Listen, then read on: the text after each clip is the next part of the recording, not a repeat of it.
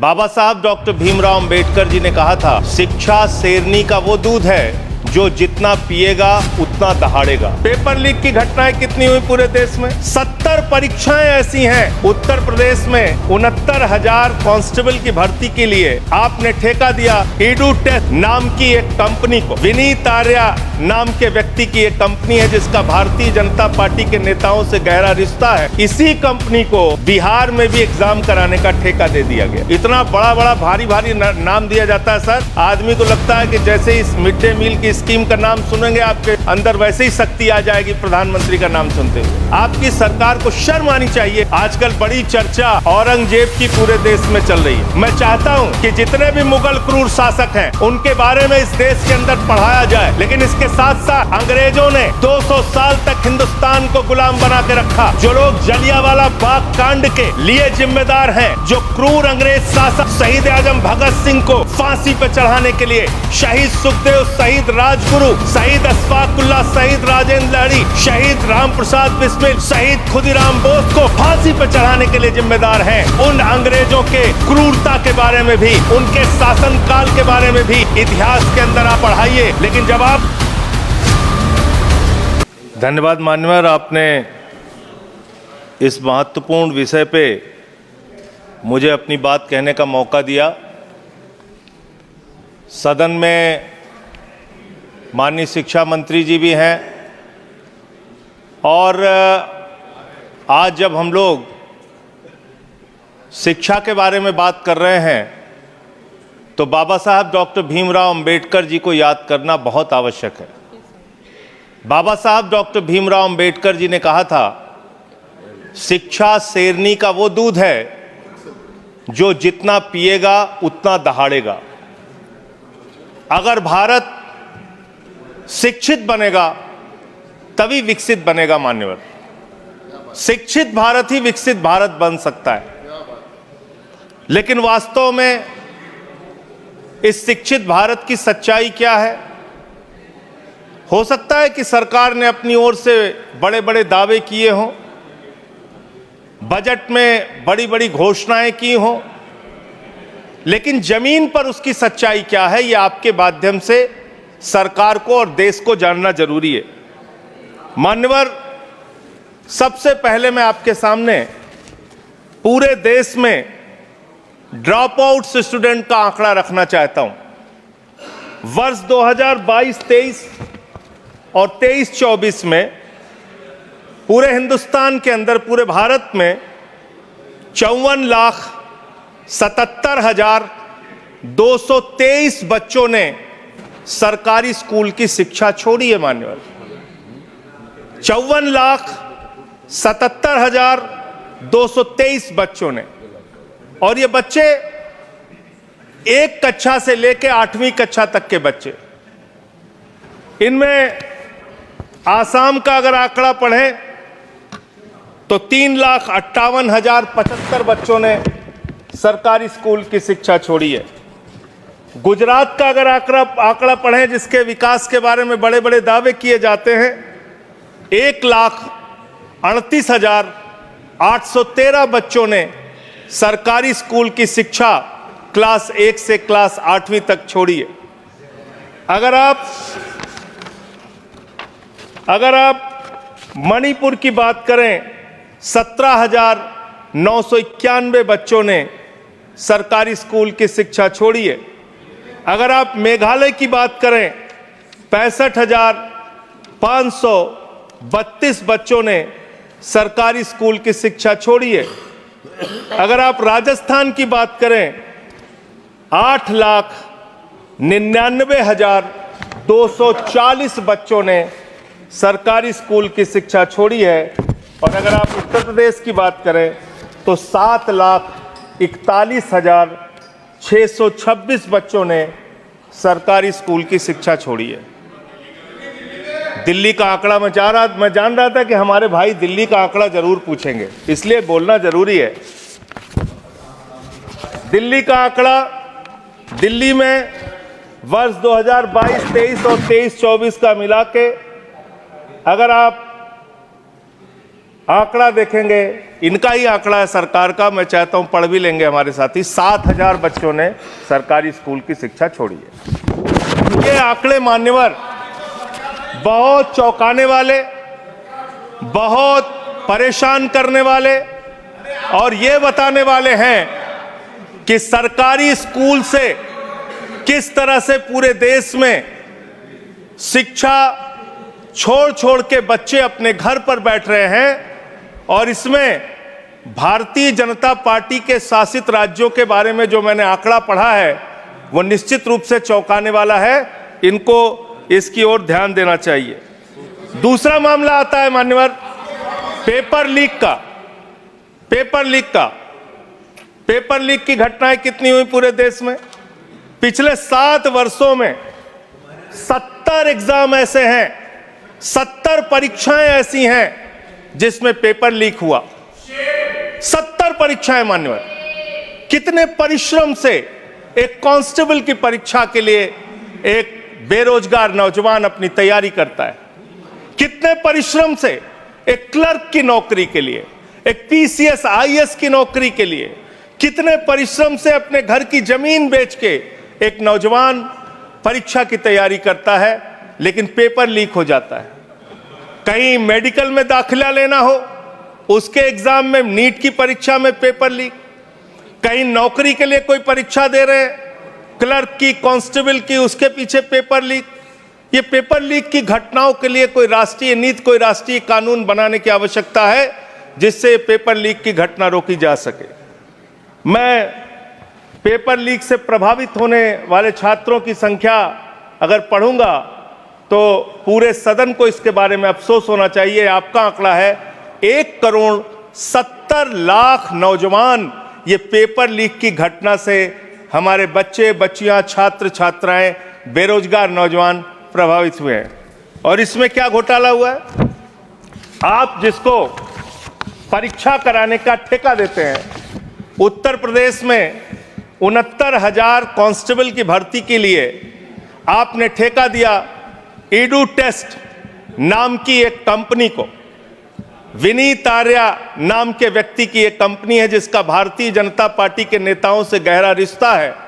और इसमें यह पाया गया कि 69,000 कांस्टेबल की भर्ती में इस कंपनी ने पेपर लीक कराया, घोटाला किया, गड़बड़ी किया, इसको ब्लैकलिस्ट किया गया। जांच एजेंसियों के सामने यह आदमी प्रस्तुत नहीं हुआ और इसके बाद इसी कंपनी को बिहार में भी एग्जाम कराने का ठेका दे दिया गया। यह आपका प्यार है, आपको छात्रों के, नौजवानों के भविष्य से कोई लेना देना नहीं है। आपको सिर्फ और सिर्फ अपने दोस्तों को, अपने मित्रों को फायदा पहुंचाने का काम करना है। तीसरा जो आंकड़ा है वो आंकड़ा है आपके अलग अलग योजनाओं में जो आपने खेल किया है, और ये खेल समझना बहुत जरूरी है। आपने एक स्कीम शुरू किया, एससी, एसटी, ओबीसी के बच्चों को छात्रवृत्ति की स्कीम, उनको स्कॉलरशिप देने की स्कीम। इसका नाम रखा प्रधानमंत्री उच्चतर शिक्षा प्रोत्साहन स्कीम। इतना लंबा भारी भरकम नाम पढ़ के आदमी का सीना चौड़ा हो जाता है, जैसे प्रधानमंत्री जी एससी, एसटी, ओबीसी के लिए कोई बहुत क्रांतिकारी कदम लेके आए। इस योजना में क्या किया आपने? और इसमें हाई स्कूल से लेकर पोस्ट ग्रेजुएट, इंजीनियरिंग और पीएचडी के जो छात्र हैं एसटी, एससी, ओबीसी के, उनको अब स्कॉलरशिप देने की बात करते हैं। इसमें आपने 2023-24 में 98 करोड़ रुपए खर्च किया। 2024-25 में इस स्कीम को बढ़ा के आपने 1558 करोड़ रुपए बजट में निर्धारित किया। बड़ी खुशी की बात है। 98 करोड़ खर्चा हुआ 23-24 में और 1558 करोड़ आपने बजट बढ़ा के कर दिया, निर्धारित कर दिया 24-25 में। फिर आप रिवाइज्ड बजट लेके आते हैं, संशोधित बजट लेके आते हैं। ये 1558 करोड़ की स्कीम घटा के आपने इसको 1000 करोड़ कर दिया। 1000 करोड़ करके 24-25 में इसको 1000 करोड़ किया। यानी कि इसी स्कीम में आपने 35% SC, ST, OBC को मिलने वाली स्कॉलरशिप का पैसा कम करने का काम किया। दूसरी स्कीम आपकी है PM rising India, PM Shri scheme. इसका भी बड़ा ढोल पीटते रहे आप। PM श्री स्कीम में 23-24 में 1215 करोड़ रुपए आपने खर्च किया। 24-25 में इस स्कीम में आपने 6050 करोड़ रुपए निर्धारित कर दिया, और जब आपने इसको बढ़ाया तो यह प्रस्तुत किया कि हमने इस स्कीम में, प्रधानमंत्री श्री स्कीम में, हम देश के स्कूलों का कायाकल्प करेंगे, शानदार स्कूल बनाएंगे। और इसका बजट देखिए, हमने बढ़ा के 6050 करोड़ कर दिया।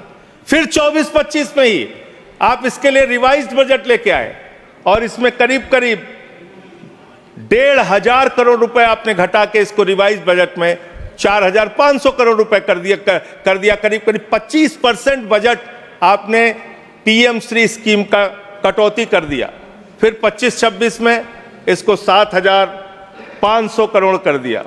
फिर आप एक स्कीम लेके आए, प्रधानमंत्री उच्चतर शिक्षा अभियान। इस स्कीम के अंदर 23-24 में आपने 186 करोड़ रुपए खर्च किया। 24-25 में फिर इसको बढ़ा के आपने 815 करोड़ रुपए कर दिया।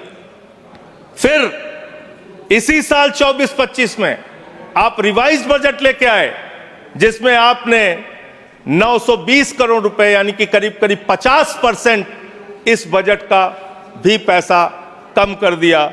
और फिर 25-26 के लिए 815 करोड़ रुपए जो 24-25 में किया था, वही आपने 25-26 के लिए कर दिया।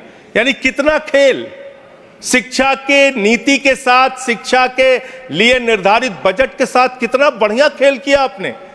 एक बार आप बजट निर्धारित करते हैं, फिर संशोधित करते हैं, फिर वही बजट दोबारा अगले साल घोषित करते हैं। ये इस देश के शिक्षा व्यवस्था के साथ आप मजाक नहीं कर रहे तो और क्या कर रहे हैं। फिर आपने एक समग्र शिक्षा, जिसकी आजकल बहुत चर्चा पूरे देश में है, इस समग्र शिक्षा अभियान में आपने 23-24 में 32,830 करोड़ रुपए खर्च किया। और फिर 24-25 में आपने इसको घटा के, इसको बढ़ा के 37,500 करोड़ किया। फिर रिवाइज बजट लेके आए आप। हर बार आप रिवाइज बजट लाते हैं, और 24-25 के लिए रिवाइज बजट में आपने 490 करोड़ रुपए इस स्कीम का कम कर दिया। यानी कि करीब करीब 10% के आसपास आपने इसमें भी पैसा कम कर दिया। अब आइए 25-26 में आपने फिर इसी स्कीम में 41,500 करोड़ रुपए का आपने बजट निर्धारित किया। एक और मिड डे मील की चर्चा बहुत ज्यादा होती है सर। मिड डे मील, प्रधानमंत्री पोषण शक्ति निर्माण, इतना बड़ा बड़ा भारी भारी नाम दिया जाता है सर। आदमी को लगता है कि जैसे इस मिड डे मील की स्कीम का नाम सुनेंगे, आपके अंदर वैसे ही शक्ति आ जाएगी प्रधानमंत्री का नाम सुनते हुए। इस स्कीम की हकीकत सुनिए। इस स्कीम के अंदर आपने 8,458 करोड़ रुपए 23-24 में खर्च किया। फिर 24-25 में इसको बढ़ा के 12,467 करोड़ रुपए किया। फिर इसी साल 24-25 में ही आप रिवाइज बजट लेके आए, संशोधित बजट लेके आए, और इस स्कीम का पैसा आपने 2,467 करोड़ रुपए घटा दिया। मिड डे मील का पैसा आप घटा रहे हैं, मिड डे मील के पैसे में आप कटौती कर रहे हैं। आपकी सरकार को शर्म आनी चाहिए। बच्चों के मिड डे मील का पैसा भी आप लोग पूरा नहीं देते, और करीब करीब 19% पैसा आपने मिड डे मील का कम कर दिया। मेरा आपसे ये कहना है मान्यवर, कि आज जिस तरीके से आप इस देश की शिक्षा व्यवस्था के साथ खिलवाड़ कर रहे हैं, इतिहास के साथ भी छेड़छाड़ आप कर रहे हैं। आजकल बड़ी चर्चा औरंगजेब की पूरे देश में चल रही है। मैं चाहता हूं कि जितने भी मुगल क्रूर शासक हैं, उनके बारे में इस देश के अंदर पढ़ाया जाए। लेकिन इसके साथ साथ अंग्रेजों ने 200 साल तक हिंदुस्तान को गुलाम बना के रखा। जो लोग जलियांवाला बाग कांड के लिए जिम्मेदार हैं, जो क्रूर अंग्रेज शासक शहीद आजम भगत सिंह को फांसी पर चढ़ाने के लिए शहीद सुखदेव, शहीद राजगुरु, शहीद अशफाकुल्लाह, शहीद राजेंद्र लाहिड़ी, शहीद रामप्रसाद बिस्मिल, शहीद खुदीराम बोस को फांसी पर चढ़ाने के लिए जिम्मेदार हैं, उन अंग्रेजों के क्रूरता के बारे में भी, उनके शासनकाल के बारे में भी इतिहास के अंदर आप पढ़ाइए। लेकिन जब आप उसको पढ़ाएंगे तो आपको बताना पड़ेगा कि कौन सी वो संस्था थी जिसने तिरंगे झंडे का विरोध किया, कौन सी वो संस्था थी जिन्होंने अंग्रेजों की दलाली और गुलामी करने का काम किया, कौन सी वो संस्था थी जिसके नेता ने अंग्रेज गवर्नर को चिट्ठी लिखा था 1942 के आंदोलन में कि इस आंदोलन को कुचल देना चाहिए। पढ़ाना चाहिए इतिहास, इस देश के नौजवानों को यह इतिहास पढ़ाना चाहिए कि कौन से वो नेता थे जिन लोगों ने क्रांतिकारियों का विरोध करके और उस जमाने में मुस्लिम लीग के साथ 3 राज्यों में सरकार बनाने का अपराध किया था। यह सारा का सारा इतिहास हिंदुस्तान के लोगों को पता होना चाहिए, जिससे हम मुगलों की क्रूरता के बारे में भी जान सकें और अंग्रेजों के शासनकाल में अंग्रेजों का साथ देने वाले संगठन की सच्चाई भी इस देश के लोगों को पता चलनी चाहिए। बहुत बहुत धन्यवाद मान्यवर, आपने मुझे बोलने का अवसर दिया। INDC नेटवर्क, बदलते भारत के साथ।